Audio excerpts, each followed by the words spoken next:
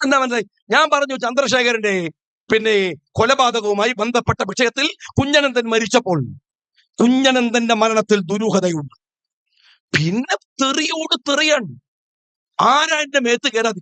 കുഞ്ഞനന്തന്റെ മോള് എനിക്കെതിരെ ഷാരി ആ വെള്ളം അങ്ങ് മാറ്റി വെച്ചേക്ക്. ഞാൻ മറുപടി പറഞ്ഞു, മോളെ ഞാൻ വെച്ച വെള്ളം തിളക്കും, അത് മാറ്റി വെക്കാനുള്ളതല്ല, അത് തിളക്കും. ആവശ്യത്തിന് തിളച്ചല്ലോ. ഒരു കാര്യം ഞാൻ ചോദിക്കട്ടെ, കുഞ്ഞനന്തന്റെ മരണത്തിൽ സംശയമുണ്ടെന്ന് ഷാജി പറഞ്ഞപ്പോ MV ഗോവിന്ദൻ പാർട്ടി സെക്രട്ടറി പറഞ്ഞൊരു വാക്കുണ്ട്. എന്താ അറിയാം? ഷാജിയുടെ പേരിൽ കേസ് കൊടുക്കും. എന്താ കേസ് കൊടുക്കാത്തത്? ഞാൻ പാർട്ടി സെക്രട്ടറിയെ വെല്ലുവിളിക്കുകയാണ്. ധൈര്യം ഉണ്ടെങ്കിൽ ഈ വിഷയത്തിൽ KM ഷാജിക്കെതിരെ ഒരു FIR ഇടോ. ഷാജിക്ക് കേസിന്റെ കുറവൊന്നുമില്ല, 10-24 കേസുകൾ ഉണ്ടാക്കി തന്നിട്ടുണ്ട്, അത് നടത്തുന്നുണ്ട്. ഒരു കേസ് കൊടുക്ക്. ഞാൻ പറയട്ടെ, നിങ്ങൾ ആ വിഷയത്തിൽ ഒരൊറ്റ FIR ഇട്ടാൽ കേരളത്തിൽ നിങ്ങൾ നടത്തുന്ന നിരവധി കൊലപാതക രാഷ്ട്രീയത്തിന്റെ കഥകൾ പുറത്തു കൊണ്ടുവരാനുള്ള ഏജൻസി ഈ കേരളത്തിൽ ഇറങ്ങും. ഒന്നിട്. എടോ, ഈ കുഞ്ഞനന്തൻ മരിച്ചു എന്ന് ഞാൻ വെറുതെ അങ്ങ് പറഞ്ഞതാ. ഞാൻ അങ്ങനെ വെറുതെ പറയല്ല. 2020 നിയമസഭയിലാണ് മുഖ്യമന്ത്രിയുടെ മകളെ കുറിച്ച് ഞാൻ പറഞ്ഞത്, അല്ലേ? ഞാൻ വെറുതെ ഒന്നും പറഞ്ഞിട്ടില്ല. ഒരു കാര്യം മനസ്സിലായിക്കോ സഖാവേ, ഒറ്റ കാര്യം.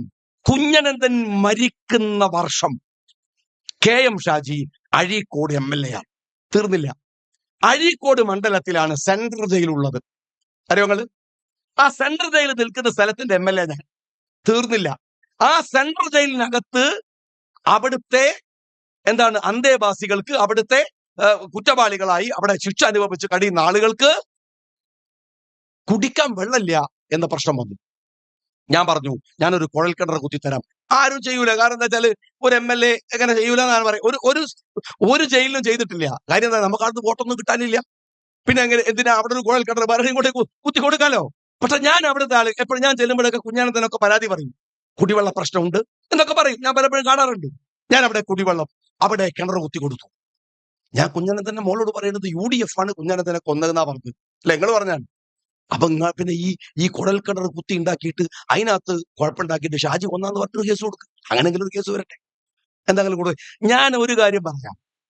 കുഞ്ഞനന്തന് ഭക്ഷ്യവിഷബാധ ഏൽക്കുന്നതിന് മുമ്പ്, ആഴ്ചക്ക് മുമ്പ് കണ്ണൂർ സെൻട്രൽ ജയിലിൽ ഒരു VVIP സന്ദർശനം നടത്തിയിട്ടുണ്ട്.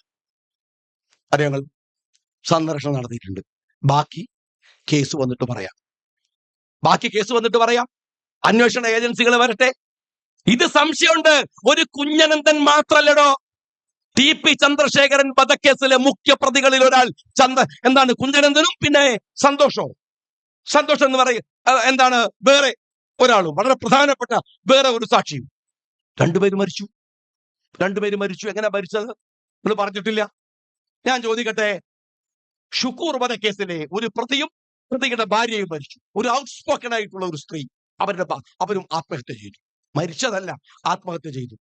മൻസൂർ വധക്കേസിലെ പ്രതി വളയത്ത് പോയി ആത്മഹത്യ ചെയ്തു. ഫസിൽ വധക്കേസിലെ പ്രതി 3 പേർ, കത്തിക്കുത്തിൽ 2 പേർ, റെയിൽവേ ട്രാക്കിൽ ഒരാൾ മരിച്ചു. പ്രതികളാണ്. എടോ, ഈ പ്രതികൾ എങ്ങനെ ആത്മഹത്യ ചെയ്യുന്നത് എനിക്ക് മനസ്സിലായിട്ടില്ല. നീ അറിയോ ആരാണ് ഈ പ്രതി എന്ന് CPM-കാർക്ക് അറിയോ?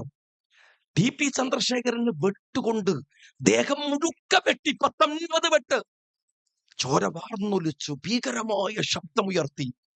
അവസാനത്തെ ശ്വാസം പോകാൻ ചന്ദ്രശേഖരൻ ഇങ്ങനെ വളയുന്നുണ്ട്. ആ സമയത്ത് കാറിൽ നിന്നിറങ്ങിയിട്ട് അവസാനത്തെ വെട്ടിയവനാണ് ഷാഫി. ഭീകരനാണ് ഇവൻ. ആത്മഹത്യ ചെയ്യാ, ദുർബലമായ മനസ്സുള്ളവരാണ് ആത്മഹത്യ ചെയ്യുക. പിന്നെ എങ്ങനെയാണോ ഈ പ്രതികൾ 1, 2, 3, 4 എന്ന് പറഞ്ഞിട്ട് ഈ പ്രതികൾ ഇങ്ങനെ ആത്മഹത്യ ചെയ്തു തീരുന്നത്? ഇതിന്റെ പിറകിൽ CPM ഉണ്ട്.